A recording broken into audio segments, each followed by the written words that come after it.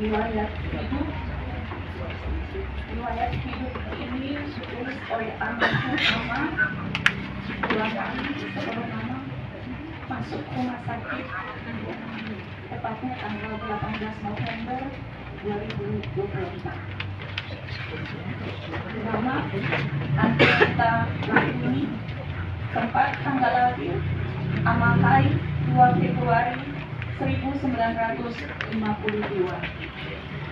Almarhumah adalah anak keempat dari 6 bersaudara.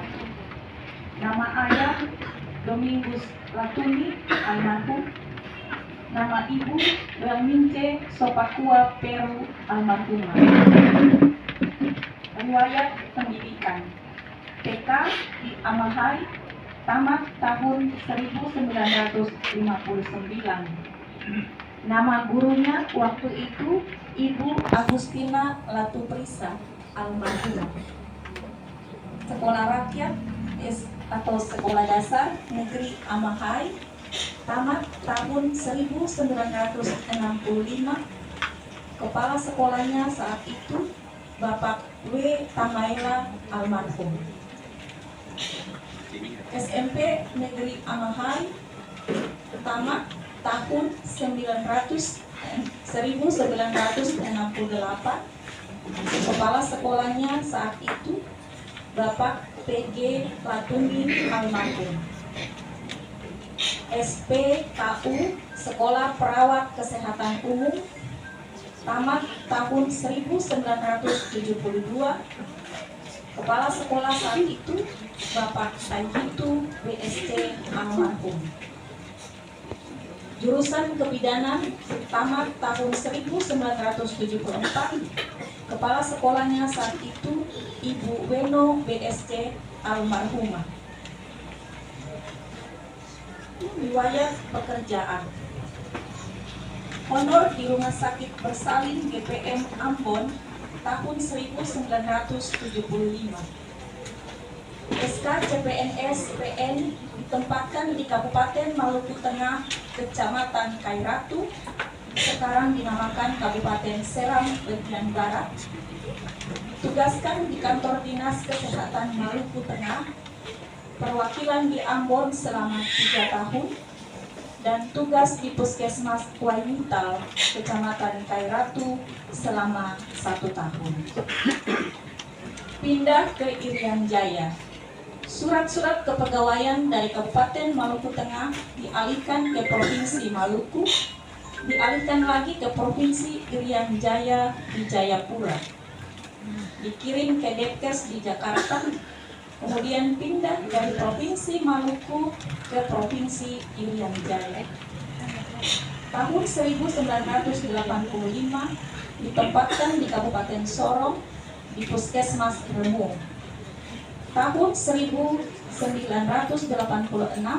pindah tugas ke Puskesmas Tanjung Kasuari sebagai bidang dan koordinator KIA Kesehatan Ibu Anak Puskesmas Sorong Barat. Selama menjadi PNS, naik golongan dan pangkat sesuai dengan peraturan. Selama bekerja, sering mengikuti pelatihan manajemen puskesmas dan manajemen kebidanan. Akhir tahun 2005 sampai 2007 ditunjuk menjadi PJS Kepala Puskesmas Tanjung Kasuari.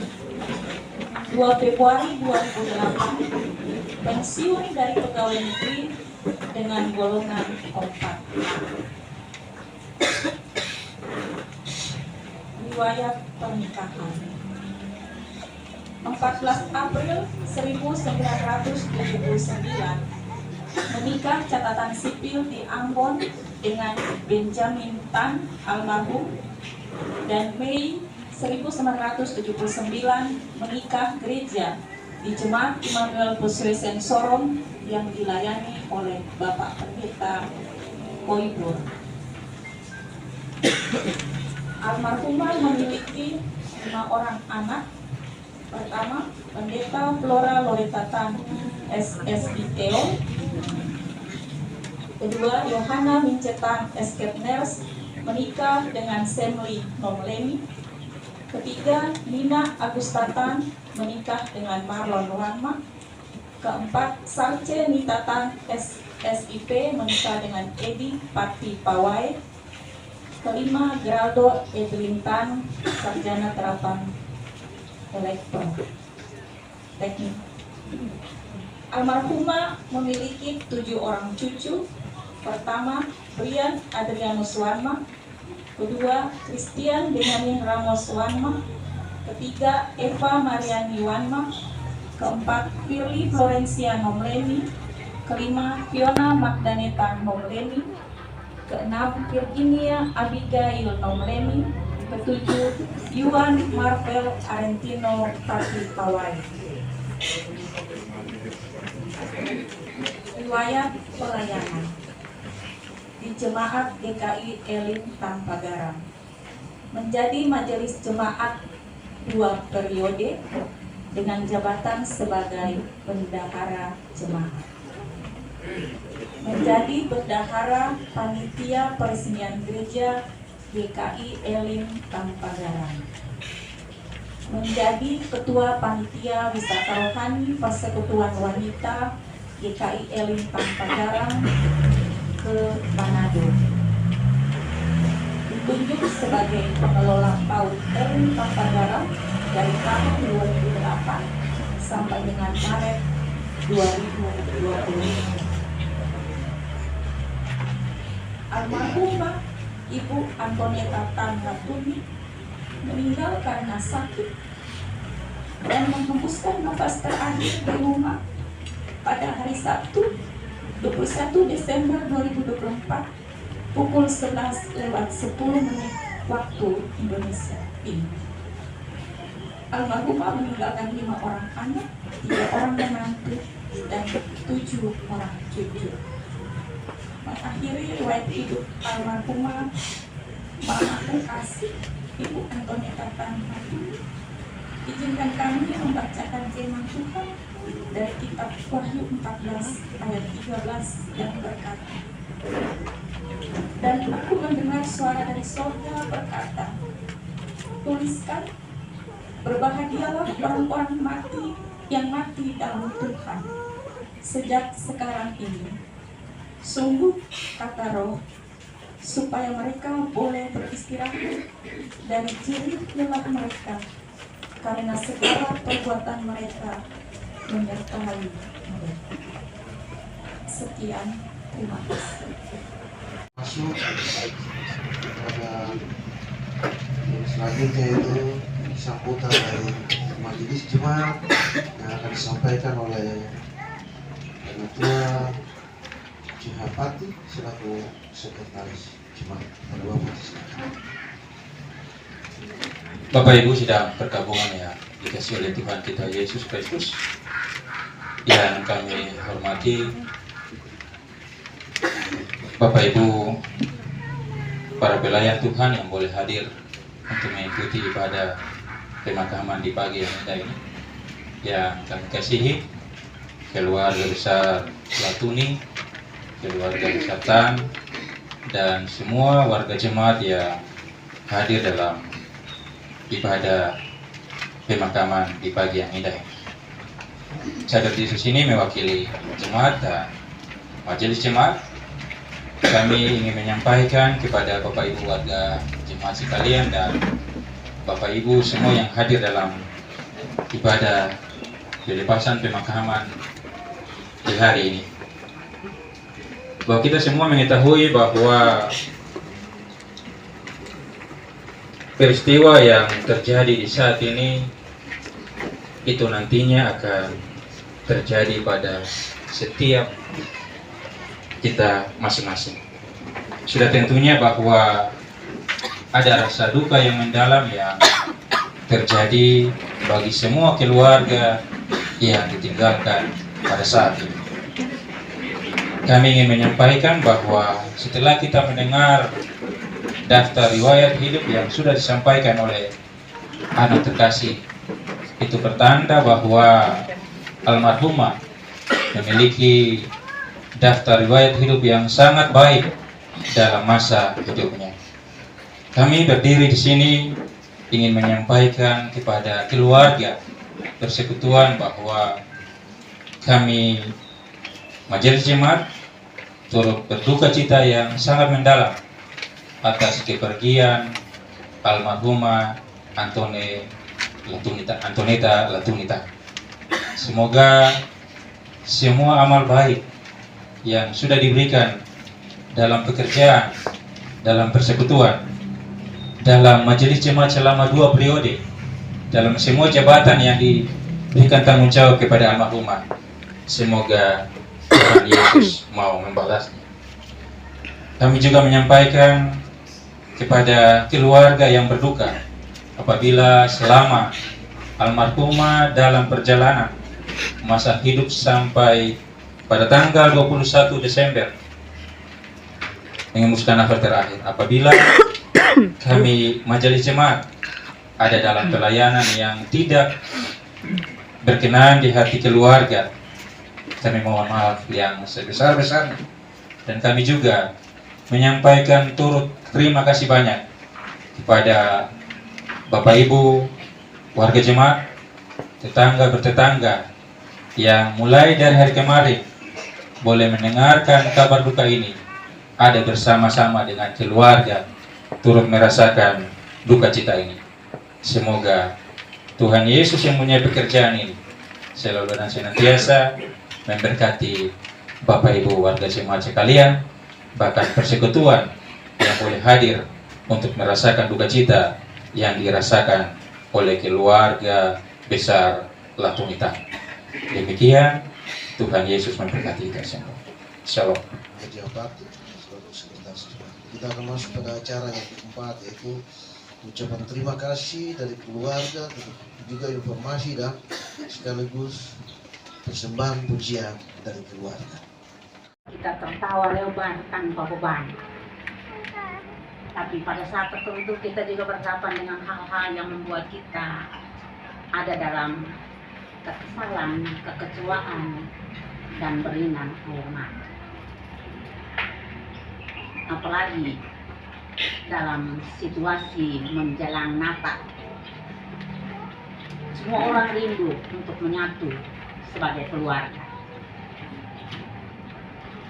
Tetapi yang dialami oleh kami, keluarga Tan Latuni, secara khusus anak-anak daripada Bu Beni almarhum dan si Anto almarhumah sekarang, dan kami keluarga besar Tan Latuni ada dalam suasana duka yang sama sekali tidak pernah dipikirkan. Tapi itulah hidup. Memang disadari bahwa setiap langkah hendak diayun pasti tahu kemana arahnya. Tetapi ketika langkah itu harus berhenti untuk selamanya, tidak bisa pastikan oleh siapapun. Tapi dari sisi iman, kami keluarga mesti bilang bahwa Usi Anto tahu bahwa waktunya akan tiba. Dia harus berpisah dari kami, adik berkakak, dan anak-anak. Dan karena itu, ketika dia ada dalam proses-proses sakit yang belum parah, dia selalu telepon. Si Anto orang yang rajin sekali telepon. Setiap hari tanpa kecuali, kalau tidak pagi, siang, malam. Bahkan tengah malam pun. Ketika angin besar di Sorong, telepon.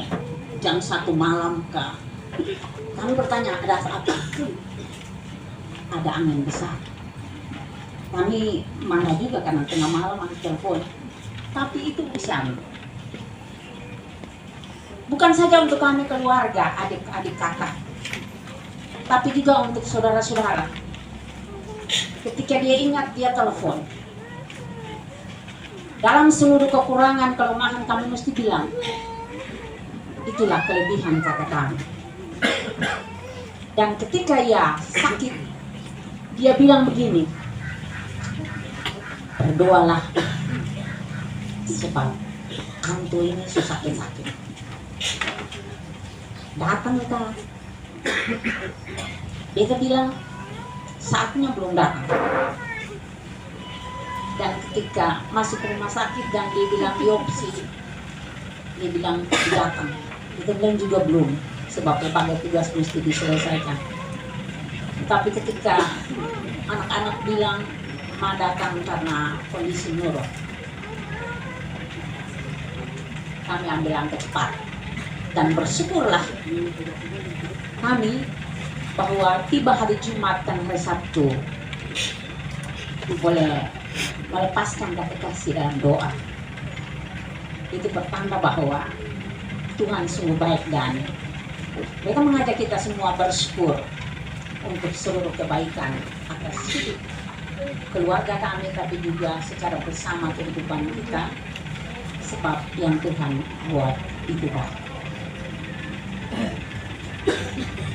Satu hal yang kami mesti ambil adalah komunikasi dan komunikasi dengan seluruh keluarga dalam kondisi apapun. Itu penting supaya kita tahu ada kekurangan dan kelemahan di mana. Sebab tidak semua orang bisa mengadakan komunikasi dan koordinasi dalam kondisi yang baik atau tegang. Si Anto dalam kondisi yang sesulit apapun, kadang-kadang kita marah, tetapi dia tetap berkomunikasi dan berkoordinasi. Dan karena itu ketika saya harus membuat perjalanan tugas, kadang-kadang harus jauh dengan menggunakan motor, saya spekulasi juga. Sebab nanti telepon mengirim perjalanan saya di mana, dan saya juga jadi marah-marah. Supaya tidak jadi marah-marah dan juga tidak menjadi kecemasan bagi si Anto, saya coba bilang baik-baik saja dan baik dekat-dekat saya tahu kadang-kadang dengan motor sampai ke Tiro, ke Erat.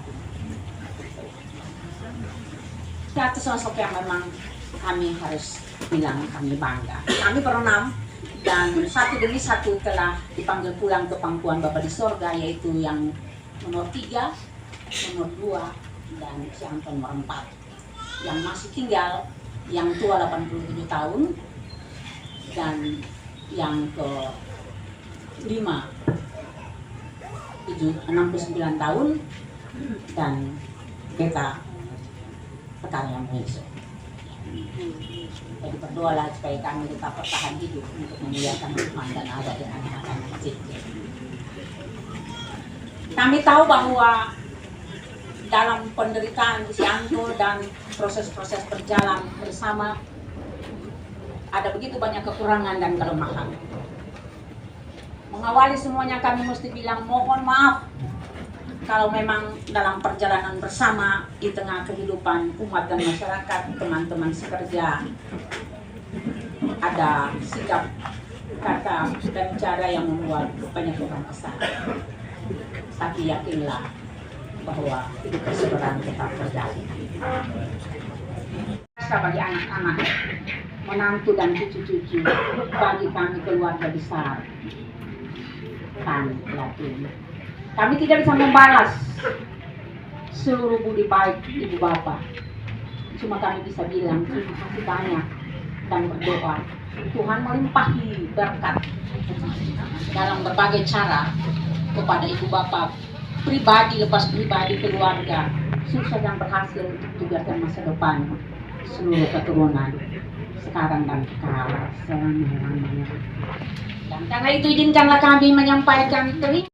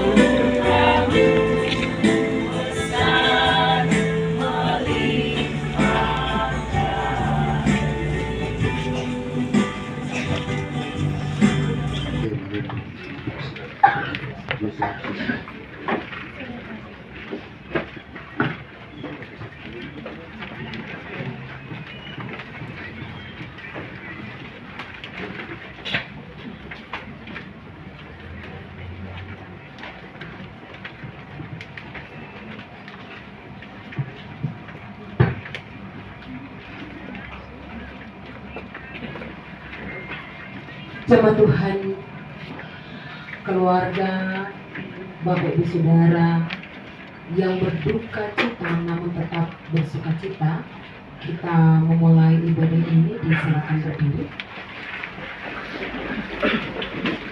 Nyanyian rohani 135 bait pertama, ingat dalam susah.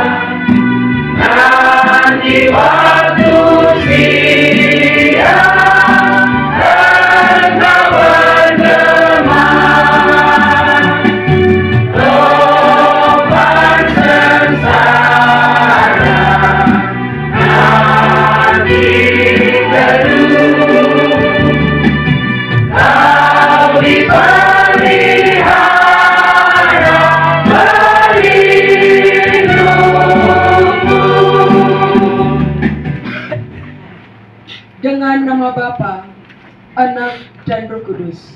Amin. Damai sejahtera kepada kita dari Allah Bapa dan Tuhan Yesus Kristus. Jemaat Tuhan, silakan duduk. Dan apabila aku telah pergi ke situ dan telah menyediakan tempat bagimu, aku akan datang kembali dan membawa kamu ke tempatku, supaya di tempat di mana aku berada, kamu pun berada. Dan kemana aku pergi, kamu tahu jalan ke situ. Kata Thomas kepadanya, Tuhan, kami tidak tahu kemana engkau pergi. Jadi bagaimana kami tahu jalan ke situ? Kata Yesus kepadanya, Akulah jalan dan kebenaran dan hidup. Tidak ada seorang pun yang datang kepada Bapa kalau tidak melalui aku. Artinya, ia membelah juga kayu untuk korban bakaran itu. Lalu berangkatlah ia dan pergi ke tempat yang dikatakan Allah kepadanya. Ketika pada hari ketiga Abraham melayangkan pandangnya, kelihatanlah kepadanya tempat itu dari jauh. Kata Abraham kepada kedua bujangnya itu, tinggallah kamu di sini dengan keledai ini. Aku beserta anak ini akan pergi ke sana. Kami akan sembahyang. Sesudah itu kami kembali kepadamu. Yang tahan banting. Dalam tulisannya itu John Ortberg bilang begini, manusia itu tidak bisa terlepas dari penderitaan. Sayangnya, kita tidak terbiasa menyiapkan atau merencanakan penderitaan. Sekali lagi dia tegaskan, padahal kita tidak bisa mengelak dari yang namanya penderitaan. Seperti misalnya pernikahan kita rencanakan, ulang tahun kita rencanakan, bahkan kehamilan sampai kelahiran pun dapat kita rencanakan. Tetapi tidak dengan penderitaan. Karena doa-doa kita itu selalu dipenuhi dengan keinginan Tuhan kasih kebahagiaan, kasih kesenangan, kasih kegembiraan. John Ortberg dalam bukunya itu dia cerita tentang seorang penulis namanya Gerhard Sitzer. Penulis ini dia mengalami peristiwa kehilangan yang berat besar baginya. Karena dia kehilangan istri, ibu, dan putrinya dalam tabrakan mobil. Dalam seketika dia kehilangan istri, ibu, dan putrinya dalam kecelakaan itu. Dengan pedih hati, Gerard menulis tentang perjuangannya menghadapi tragedi itu. Izinkan saya membaca tulisannya sepenggal tulisan berikut. Kehilangan menciptakan masa kini yang gersang, seakan berlayar di samudra luas yang hampa. Mereka yang menderita kehilangan hidup terkatung-katung antara masa lalu yang mereka rindukan dan masa depan yang mereka harapkan. Mereka ingin kembali ke pelabuhan masa lalu yang sudah dikenal dan mendapatkan kembali apa yang sudah hilang. Atau mereka ingin terus berlayar dan menemukan masa depan indah yang berjanji akan memberi mereka kehidupan lagi. Namun kenyataannya, mereka menemukan diri mereka hidup dalam masa kini yang gersang, yang hampa makna. John Ortberg menggambarkan bahwa terkadang sekuat-kuatnya kita, kehilangan itu meninggalkan kesedihan yang dalam, bahkan mungkin kehancuran. Karena itu dia memberi contoh sosok seorang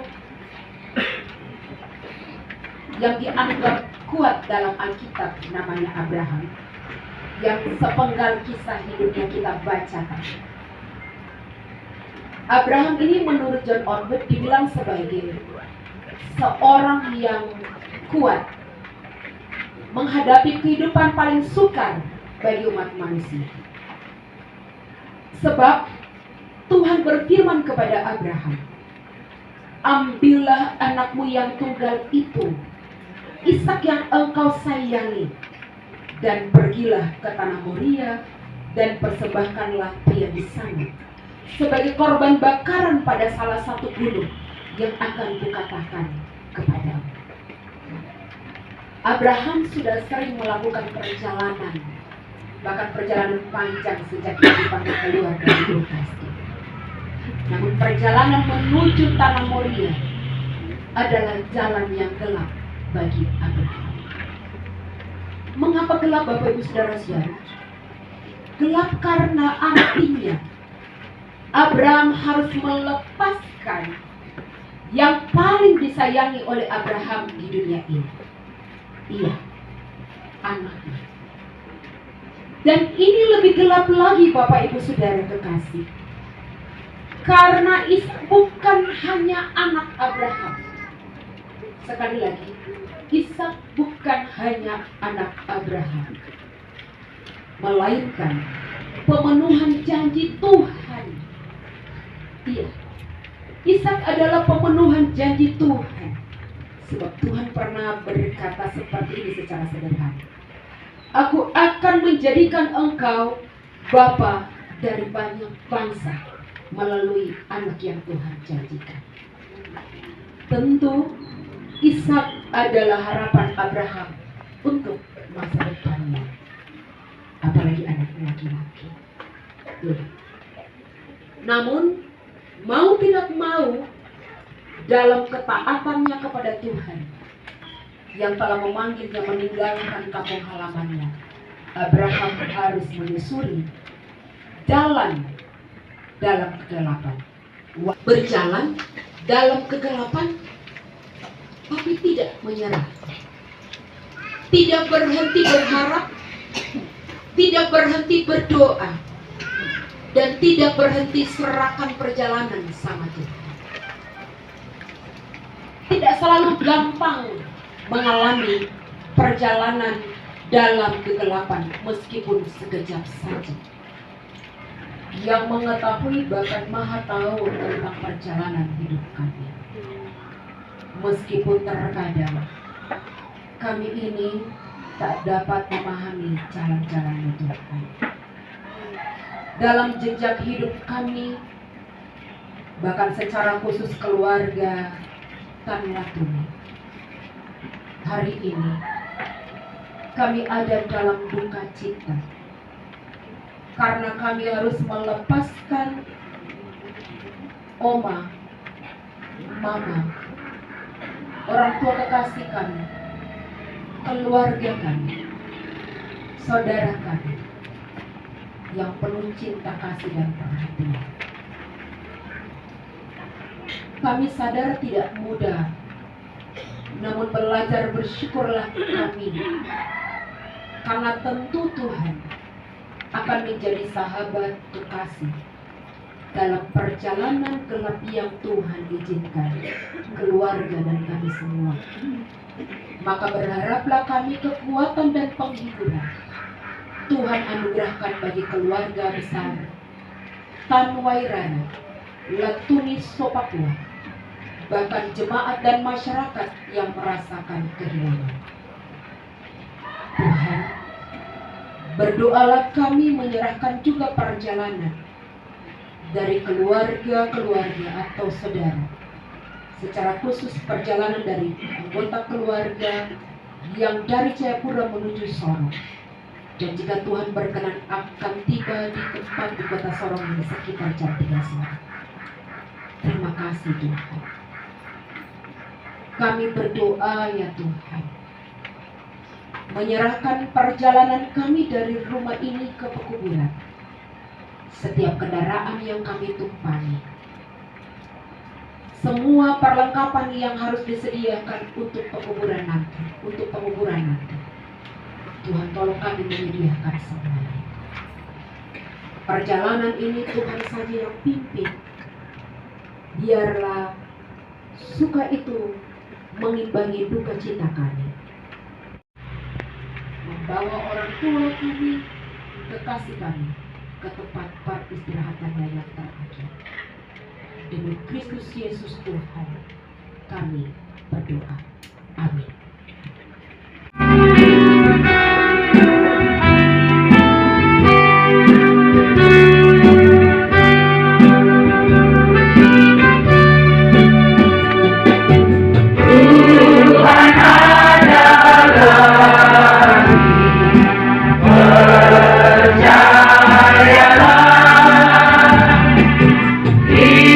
Tiap-tiap pagi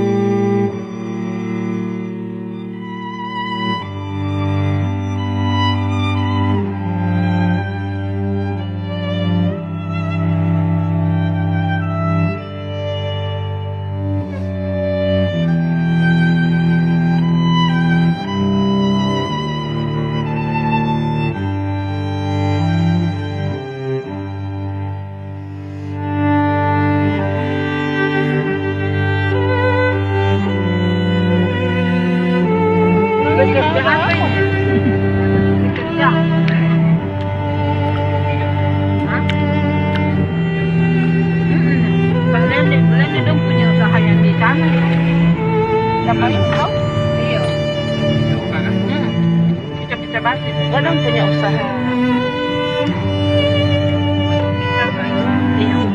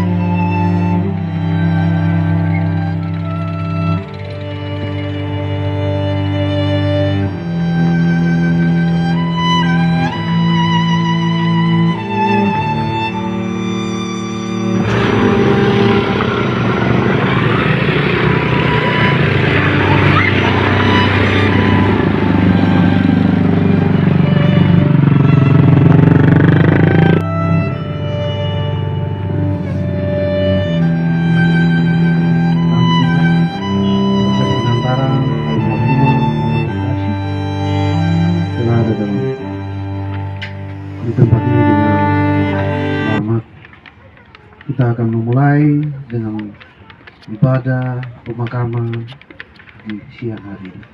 Untuk itu kepada pendeta Ibu Demonembu Pemrasa kami persilakan. Kidung Jemaat 266, baitnya yang pertama, ada kota yang indah cerah. Ada kota yang indah cerah, nampaklah di mata iman, rumah Bapa di surga bakal bagi orang yang sudah menang. Indahnya saatnya kita jumpa di kota permai. Indahnya saatnya kita jumpa di kota permai. Dengarlah penghiburan Tuhan. Yohanes pasal 11 ayat 25 sampai 27. Jawab Yesus, "Akulah kebangkitan dan hidup. Barang siapa percaya kepadaku, ia akan hidup walaupun ia sudah mati. Dan setiap orang yang hidup dan yang percaya kepadaku tidak akan mati selama-lamanya. Percayakah engkau akan hal ini?" Jawab Marta, "Ya Tuhan, aku percaya bahwa engkaulah Mesias anak Allah, Dia yang akan datang ke dalam dunia." Ayub pasal 19 ayat 25 sampai 26. Tetapi aku tahu penebusku hidup dan akhirnya ia akan bangkit di atas debu. Juga sesudah kulit tubuhku sangat rusak, tanpa daging sesuatu. Demikian pula kita tidak membawa sesuatu ketika kita keluar. Tuhan yang memberi, Tuhan pula yang mengambil. Segala puji bagi Dia. Dan kita tidak pernah tahu bagaimana akhir perjalanan kita. Iya, kita hanya bisa menjalani satu bab kisah setiap kali kita diizinkan menjalaninya. Setiap perjalanan memiliki awal, pertengahan, dan akhir. Dan ketika kita ada di pertengahan, sekali lagi, tidak seorang pun diizinkan melihat bagaimana akhirnya. Jalan ke Tanah Moria sangat gelap. Terlalu gelap sampai jarak pandangnya hanya beberapa puluh sentimeter ke depan. Mereka yang bertahan hanya bisa melangkah dengan iman. Tetapi melangkah dalam iman tidak selalu berarti berjalan dalam kedamaian tanpa keraguan. Memang iman bisa sukar, namun bersama Kristus Yesus kita tetap bisa melangkah dengan iman. Kita mengaku iman percaya kita ucapkan pengakuan iman rasuli bersama-sama demikian.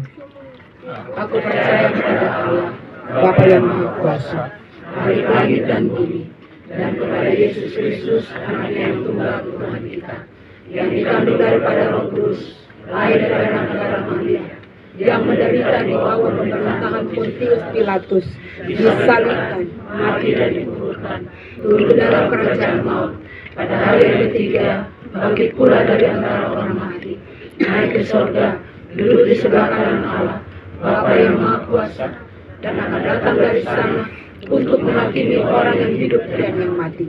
Aku percaya kepada Roh Kudus, gereja yang kudus dan am, persekutuan orang kudus, pengampunan dosa, kebangkitan daging, dan hidup yang kekal. Kepada para petugas, disilakan untuk menurunkan petikel yang lahat.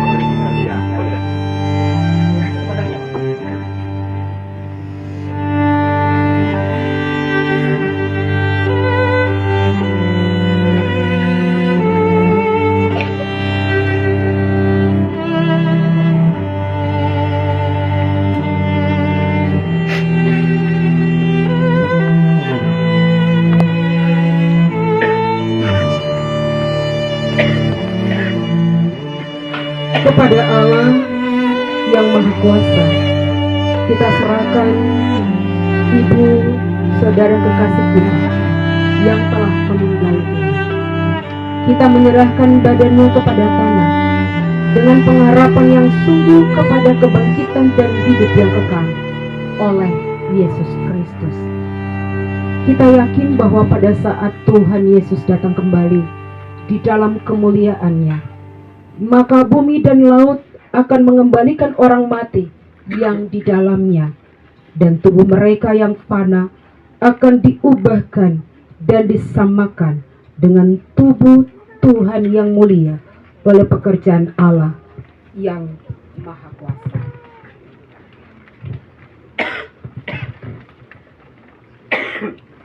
Nyanyian rohani 131, baitnya yang pertama, pimpin aku Tuhan Hua.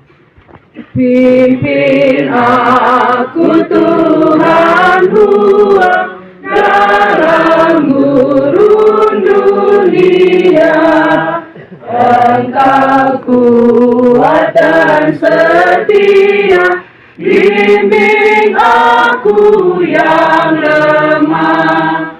Roti surga, jadilah makananku, jadilah makananku.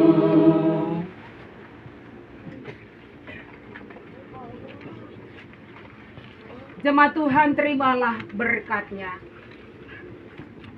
Damai sejahtera dalam Tuhan kita Yesus Kristus, kasih dari Allah Bapa di sorga, penyertaan Roh Kudus bagi Bapak Ibu Saudara jemaat, keluarga besar Tan Latuni sekalian. Amin. Saya serahkan selanjutnya kepada